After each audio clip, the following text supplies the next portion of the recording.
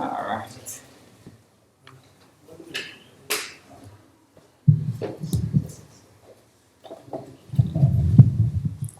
Hey everyone, welcome to the last. I'm glad you could make it. So yes, it's Valentine's week at the last, and the topic for today is how to have the perfect relationship. And of course, while I'll mainly be talking about romantic relationships between men and women, anything is possible, and this equally applies actually to so many other types of relationships, friendships, and kind of business relationships, and all of these things apply universally. But for the sake of the theme, and since that's probably the most common type of relationship, we'll be talking about romantic relationships. All right, so let's get started. Who here would say they are in a relationship right now? Please raise your hand. All right, keep your hands up. Who, for those of you who haven't raised their hands, who would like to be? All right, that's almost everyone. All right, so this is applicable to everyone to a certain degree. And of course, there are so many self-help books written about this topic. How to have the perfect relationship. Read this book, buy this book, please. Give me lots of money, and I'll tell you exactly all your problems will be solved and your relationship will be satisfied. But of course, we see so many relationships fail, and there's so much trouble we have with relationships. So something is not going right. So we're going to take a slightly different take on this topic today, bringing in the Krishna wisdom of ancient India. For those of you, so who here has never heard of the so-called Vedas or the Sanskrit writings of ancient India, known as the Krishna literature? A few people have never heard of it. Okay, so this ancient wisdom from an ancient civilization goes really deep, goes beyond the kind of superficial advice that you might read in a magazine or book, and gets really deep to the human condition and what it is that's really going on when we're longing for relationships. And with all this deep background knowledge, we can really appreciate the kind of practical advice. So, overview of the topic today. Well, first of all, why are we so into relationships? And then, why, if we are so into relationships, are there so many breakups? And then I'll give some background to the spiritual knowledge that's necessary for understanding Bhakti Yoga practice, the yoga of relationship. And yoga is more than just physical exercise. It's also covers so many topics of life. And then finally, some practical tips, practical techniques for building the perfect relationship. If that sounds good, then we can get started. All right, so what is it about relationships that has us so crazy? What do you think? Some people say it's a kind of feeling of social belonging. It's the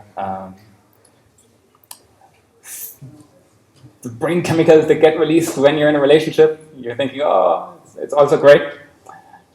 There's been academic studies that people that are in relationships live longer, lead happier lives, more resistant to disease.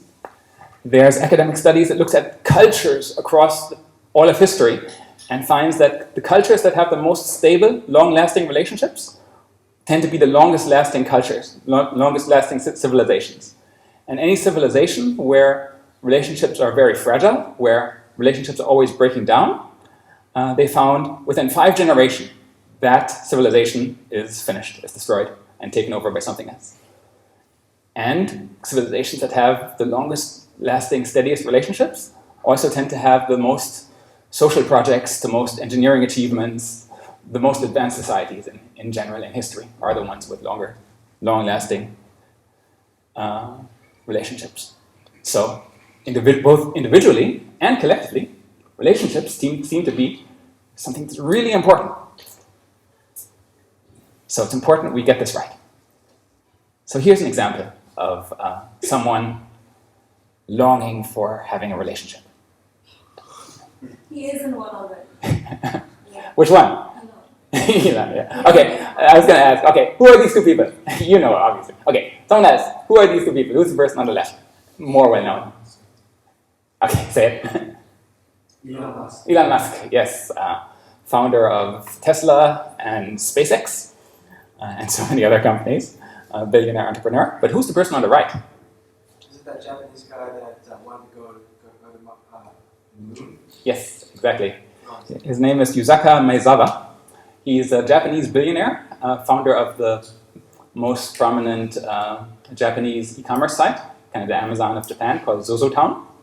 And he donated a whole bunch of money to Elon Musk's project to build a new rocket that can go there in the background, that can make it all the way to the moon and back. And he wants to have the first ticket there to be the first moon tourist. But he has a relationship issue. And well, let's learn about that. A trip to the moon.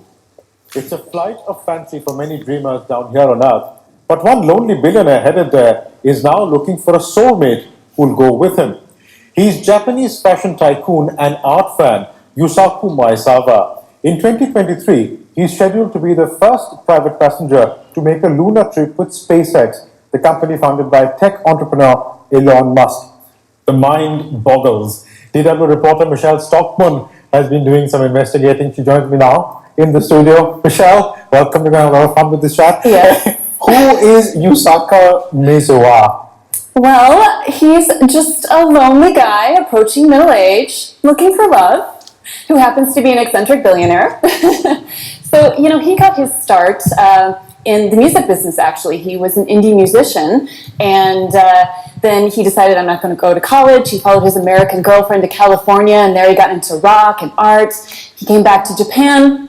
He started releasing some records that he sold online, and then he took that business and turned it into this huge e-commerce site, ZozoTown, and became a billionaire. He's now valued by Forbes at $2 billion, his net worth. So he's got a lot of money. He's got some time on his hands. He's lonely, looking for love, and this is the ad that we're going to bring up that he put out. It's on Twitter, and he says, "Wanted, why not be the first woman to travel to the moon? #MZ looking for love." He's got a sizable social media audience, already 7 million followers on Twitter, so he's casting his net wide. One click takes you to a website that advertises a serious documentary he's going to make about a search for a special someone to visit a very special place. That documentary will be called Full Moon Lovers. But he has to, some people have to apply on his website. So what are the unique qualifications this special someone needs to have? Okay, well, he's been around the block. He's got 3 children from 2 girlfriends, so he's had his heart broken. And it looks like he's thought about what he wants, but this is what he's looking for when it comes to lunar love. Single women aged 20 or over are eligible to apply. They have to have a bright personality, interested in going to space, want to enjoy life to the fullest, and someone who wishes for world peace. So yeah, here's what other things he said. I'm restarting my life. I'm 44 now.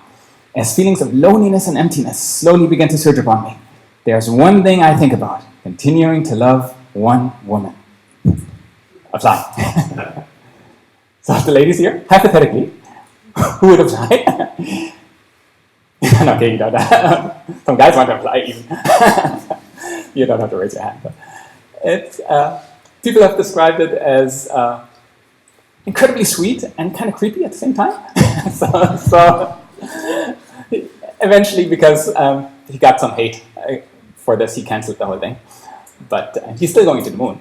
But he's going to find a girlfriend by other means. But you can see, he's a billionaire, has anything he wants, but still can't find love. Still, this relationship eludes him. And he's sincerely expressing he's lonely, he's empty, he just needs something more in his life. So it's really important, this relationship thing. But of course, what happens with billionaires and everyone else is that there is breakup. Who here has broken up in a relationship before? Everyone, okay. Everyone. Yes, it's happened to everyone. Why? Why does it happen to everyone? Romantic love, scientists have analyzed it, lasts about 18 months at maximum, and then kind of the flame is gone. Nowadays it's maybe even shorter than that for some people. But yeah, why? What causes this breakup? Let's look at some examples of people that have broken up in relationships. Worst breakup. What about it? Tell me about it. It was rough. First person I fell in love with. My first like serious boyfriend kind of like just left in the middle of the night. We've been dating for so long, it was like 4 years, and I really have not seen him since. I left in like the middle of the night and just like took my shit. Like, sorry, I'm out. I was just feeling messy, nasty, crappy, agonizing. It's not like juicy. We just was like, this isn't working. Not lame. I don't want to hear about that. Her dog chased after me though. You get bit? No, he wanted to go with me. She stole my dog. I still miss her, but my dog.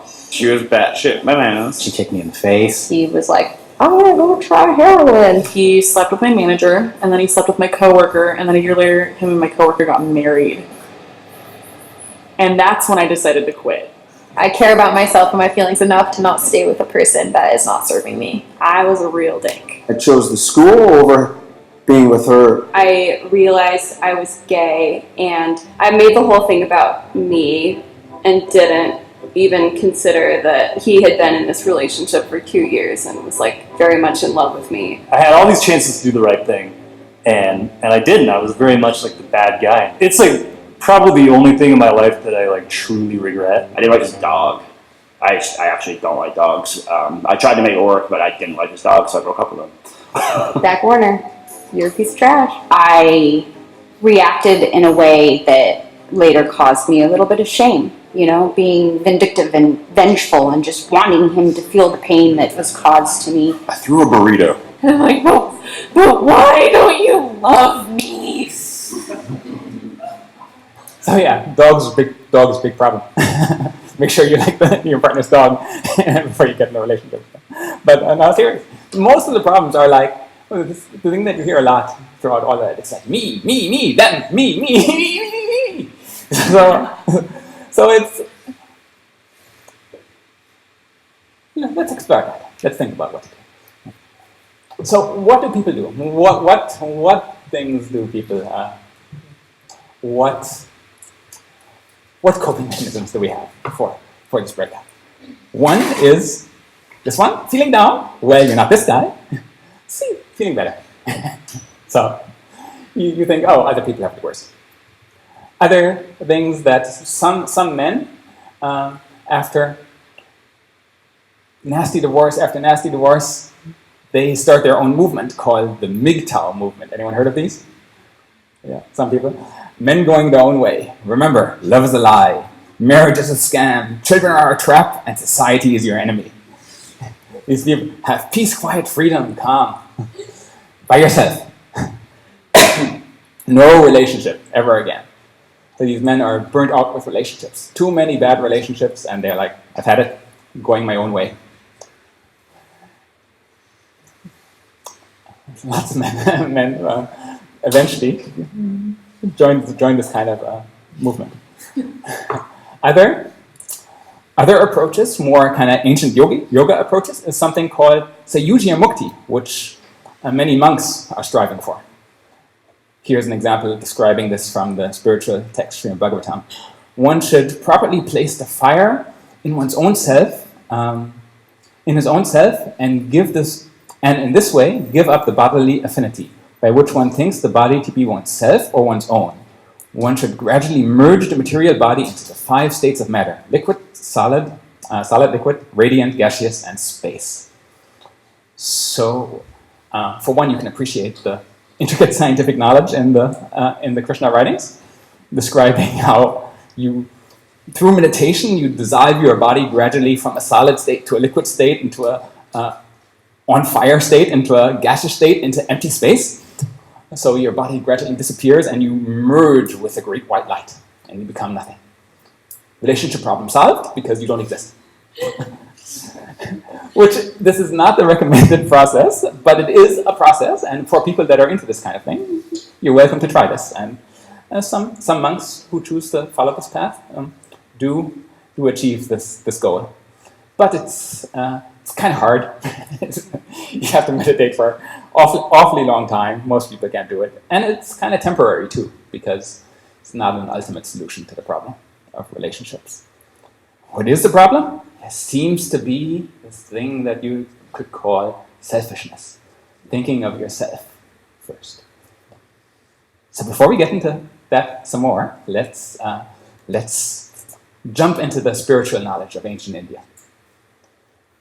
This is necessary background knowledge to help us understand this relationship issue.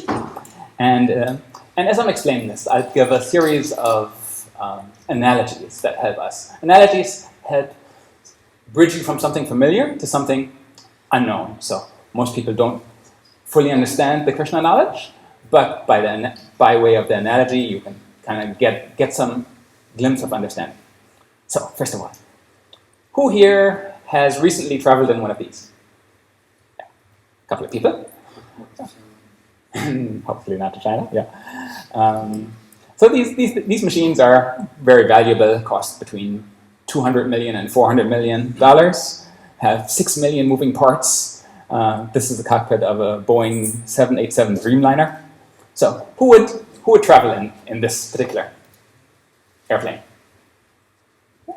Couple of people. I wouldn't, because this plane is on the runway, ready to take off, and you notice something about the cockpit? Yes, there's no pilot. Good luck traveling in this plane. It's not going to go anywhere. Or crash at worst. So we are exactly the same. So the human body, far more complicated than an airplane. The brain alone, not 6 million parts. The brain has 100 billion individual neurons that are all interconnected in some complicated way.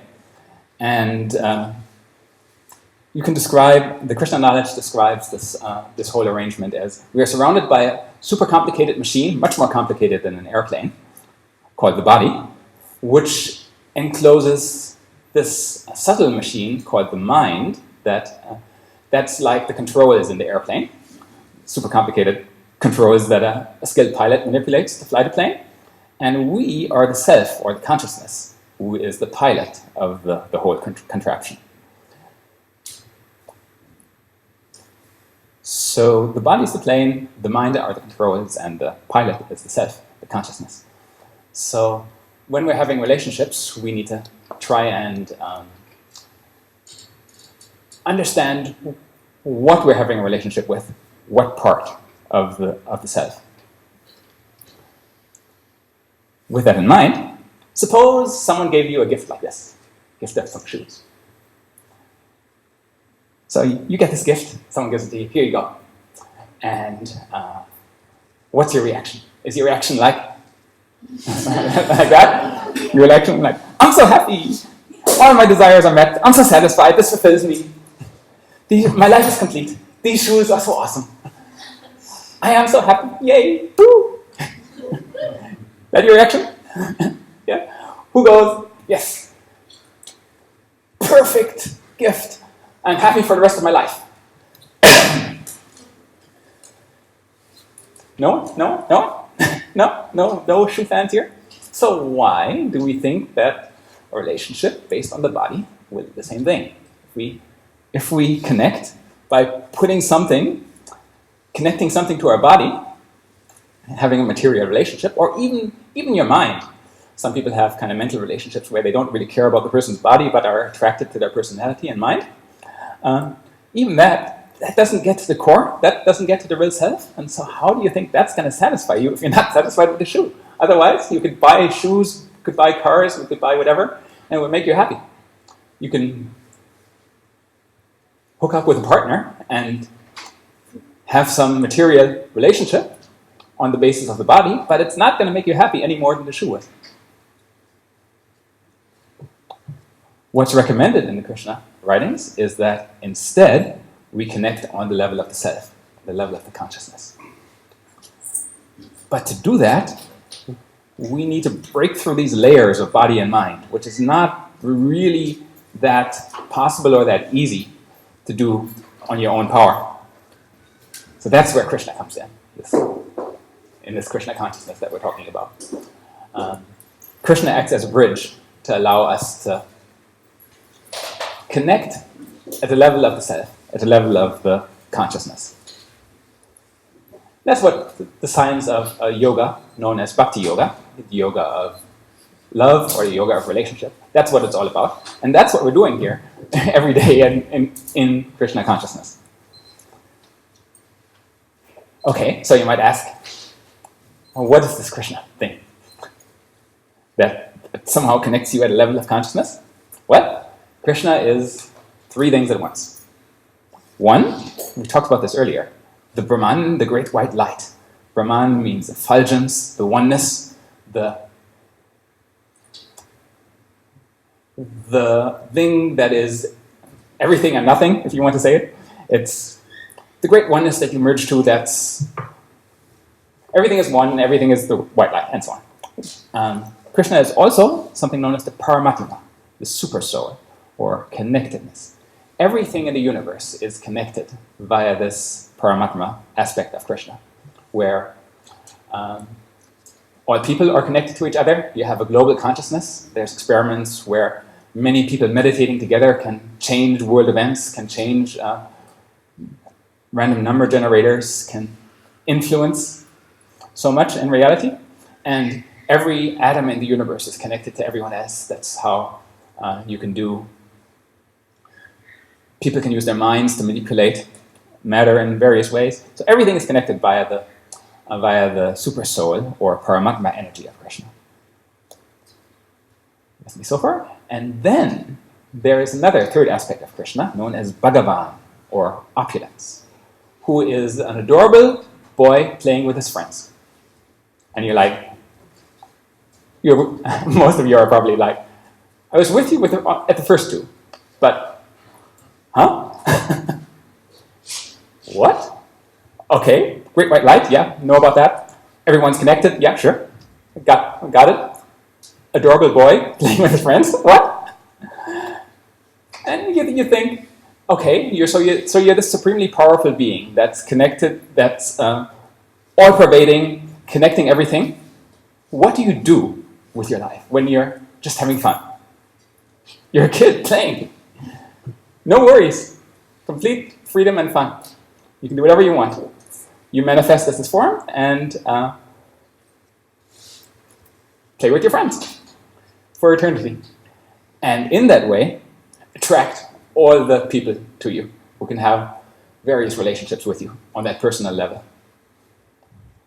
So that's the three aspects of Krishna. And if you're going to have a relationship with something, you're going to have it with the personal form of Krishna, who is supremely intelligent, supremely strong, supremely attractive, very famous, most wealthy, and most renounced, which is the meaning of opulence or Bhagavan. So with that set up, let's talk about Bhakti Yoga, the yoga of perfect spiritual relationships.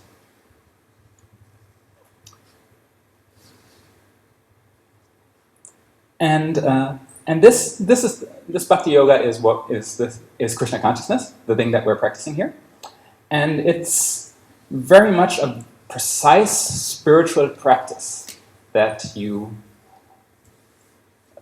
practice much like someone might practice swimming or practice playing a musical instrument. It's not a belief, not a religion, it's a practical process. So, core to this practical process is the notion of selfless service. You do activities not for yourself, as so many breakups are like, me. Them, they didn't do this, I wanted this. This is the basis of Krishna consciousness. If you can serve a cause greater than yourself with no regard to what's this doing for me, it does nothing for you materially in any particular way, you just do it for the sake of the greater cause. And you dedicate that service to Krishna, to one of the three aspects of Krishna, or all of them together, then that eliminates all selfish desire. So many people might give in charity or something and think, yeah, I've given in charity, I'm so good, I'm such a good person. Even that's nice, but that still has some selfishness. You're doing it for yourself to a certain degree. But if you can do something completely without selfish desire, then that's the basis of Krishna consciousness or Bhakti Yoga. And dedicating this service to Krishna, because of this super soul Paramatma connectedness, everything is connected to Krishna. It's like watering the root of a tree. You do something for Krishna, and automatically all the leaves, everyone else in the universe, including yourself, benefits in some way.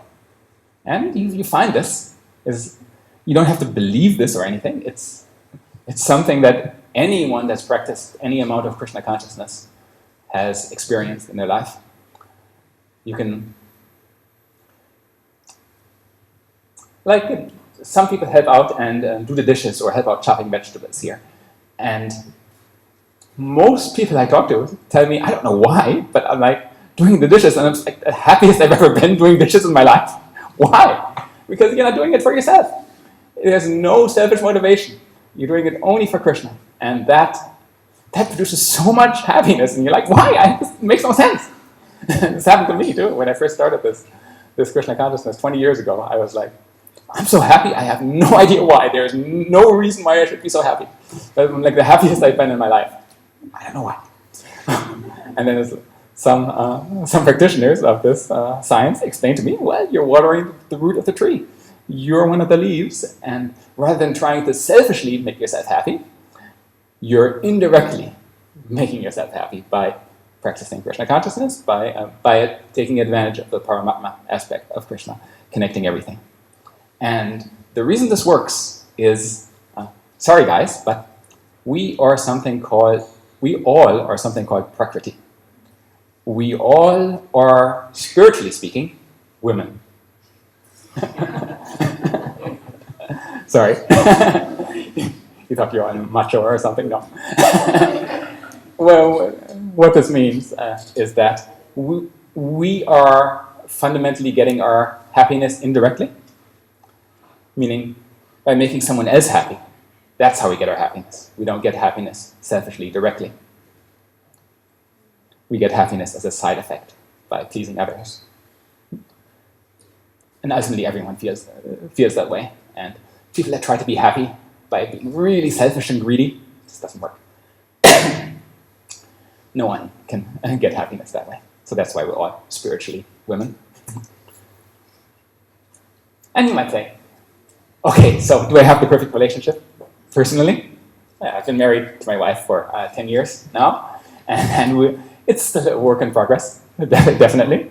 But when we are fully dedicated, and this comes and goes, to selfless service, like when we were, this picture when we were in India in a place called Mayapur, where currently the world's biggest temple is being built by the Krishna organization, the Temple of Vedic Planetarium. They explain this Krishna, to teach this Krishna knowledge to everyone in the world. So when we're there, surrounded in this spiritual atmosphere, doing nothing selfishly, just trying to help out in any way we can, relationship is perfect. No argument whatsoever. Our marriage is like supremely amazing. And then you come back and stuff happens, and you go up and down. But fully immersed in spiritual culture, wow. Yes, this actually works. So how do you do it? Would you like to know? What are some practical techniques for spiritual relationship? Well, the first thing that we generally recommend is that you get some training, you get some practice. What most people do is like 1 to 2 years of, most people have been in university for so many years, school, and haven't really been taught, okay, how do you practice spiritual life? So we recommend like 1 to 2 years of practice. If people's situation is suitable, maybe they take some time off, live in an ashram, and study full-time. If that's not your life situation, then you can study part-time. We have so many books. There's so much meditation that any of the practitioners here can show you meditation. It's quick and easy, and you can kind of adjust it to your schedule. So japa meditation on beats like that. And of course, coming here, helping out, so many activities that we can engage you in. So all of this contributes to learning the art, science, and culture of Bhakti Yoga, and gaining gaining more advancement in Krishna consciousness and being able to apply this practically. Because just desire is not really enough. You need some knowledge and experience, as with anything. Like I have a PhD in computer science, 10 years in university. Like there's so much knowledge there that you can't just come up one day with no experience and say, okay, I'm ready to be enlightened, fully enlightened now. No, it takes a little bit of effort, but for the highest purpose and highest reward. So here's an example of how to. Anyone had an argument before? Yes, of course you have. So here's an example of how you might spiritually diffuse an argument. Hey, honey, what you working on? I have some work to do. You think you can get to the dishes sometime soon? I'll get to it, don't worry. Yeah, but it's been a couple hours, so I'd prefer if you got to it sooner rather than later. Well, I'll get to it as soon as I'm done with this. Alright, but maybe you could take a break and wash the dishes and then finish this a little later? Could you be a little patient and I'll get to it in a sec? Patient? It's been 2 hours. How much more patient do you want me to be? It's going to be dinner time. I really gotta get this work done. Well, you should have thought about that when you volunteered to wash the dishes earlier today. You always do this. You say you're going to do something and then it never gets done and then it just falls on me. I have to pick up all the slack. This isn't going too well, is it? No, it's not. Maybe we should take a 20-minute break. Yeah, I think I could use one too.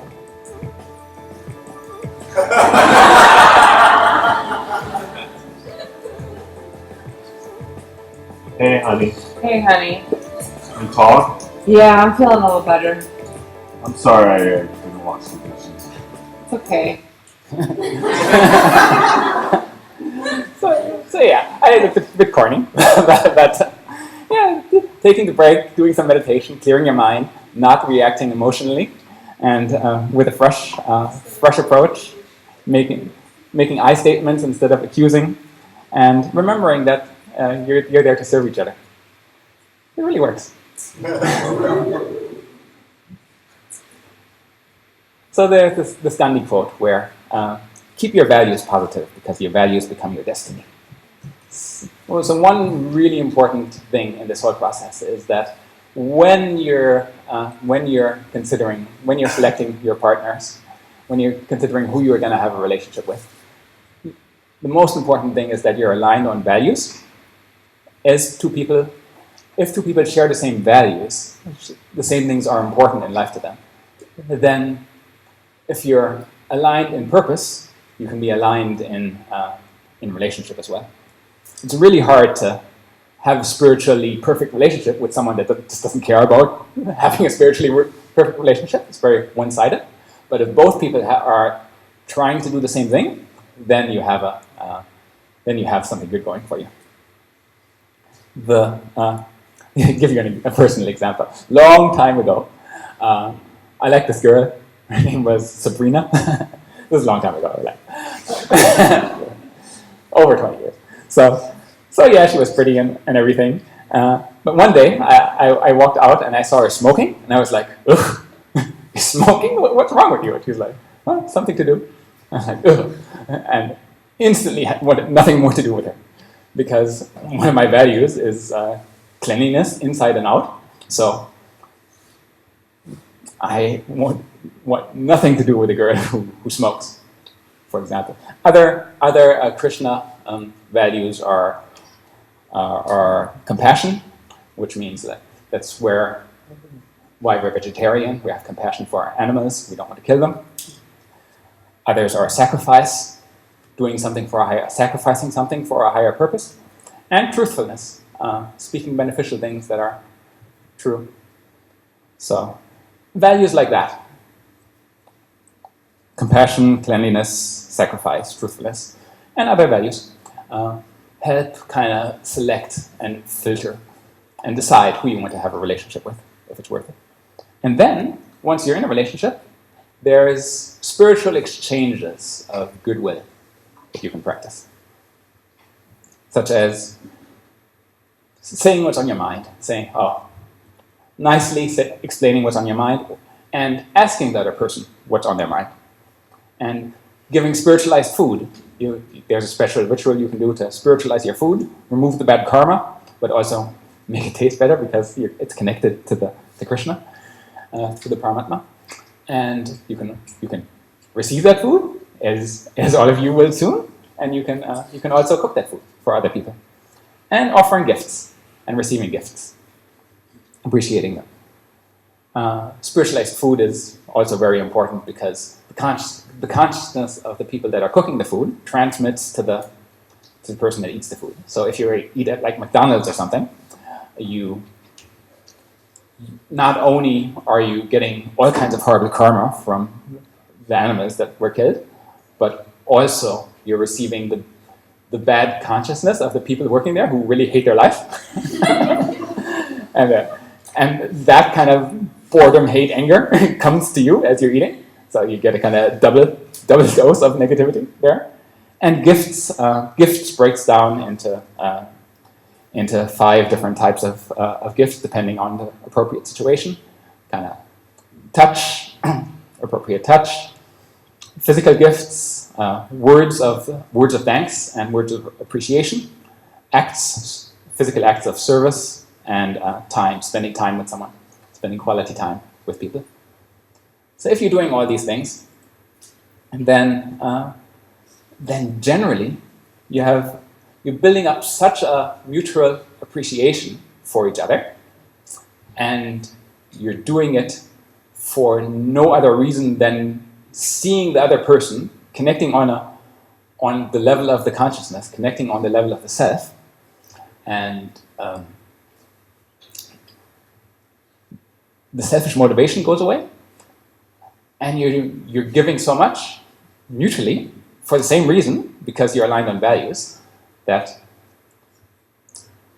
there's really nothing that can disrupt, that can break up this relationship. Here's another practical short video explaining this in some other words. You're so selfish. What an idiot. Criticism attacks the character of the recipient, instead of focusing on a specific behavior. The antidote to criticism is to talk about your feelings using I statements, then express a positive need. Contempt is an expression of superiority that comes out as sarcasm, cynicism, name-calling, eye-rolling, sneering, mockery, and hostile humor. Contempt is the greatest predictor of relationship failure and must be eliminated. The antidote to contempt is to treat one another with respect and build a culture of appreciation within the relationship. So yes, how do you build a culture of respect and appreciation? Well, if you're both aligned in purpose and respect each other, then that's easy. So, in summary of everything we've talked about, the foundation of a perfect relationship is service for a higher purpose that is completely selfless. Service to Krishna in his 3 aspects as Bhagavan, Paramatma, and Brahman removes all selfishness because there's no selfish motivation there. A relationship working for Krishna has 2 people united in the same purpose. If your values are aligned, your purpose is aligned, you're united in that way. Unity in purpose removes all selfishness. You're not trying to exploit the other person, you're not trying to get anything out of the person, you're connected at the level of the self, the consciousness, you're watering the root of the tree. And finally, a relationship where both people's intentions are selfless for a higher purpose is perfect. Thank you very much. Any questions?